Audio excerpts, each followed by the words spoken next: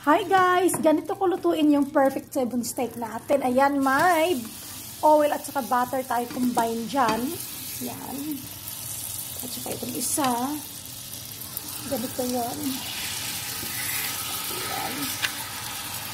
Ayan ang T-bone steak natin. Ayan. Perfect na perfect. So, diba? Itong kanin natin, oh, umuusok na. Kumukulo na. Tanggalin muna natin ang takip dyan. Lagyan natin dito. Yung gulay natin, ayan o. Yung broccoli at saka cauliflower. Ayan. Pahinaan natin ang ating kanin. Ayan yung T-bone steak natin. Perfect na perfect. Ayan guys. So, yan, ganyan ko lutuin yung T-bone steak natin, ha? Ayan, may butter at saka butter, oil, tapos butter. Ayan. Masarap yan, ha?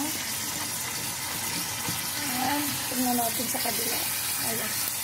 Okay. Ano natin? Flip na natin, ha? Ayan, flip lang yan. Hindi maluto. Ito ko kasi kinuha yung stand ng camera ko. Yan, sige. Yan, pa-brown muna natin yan, guys.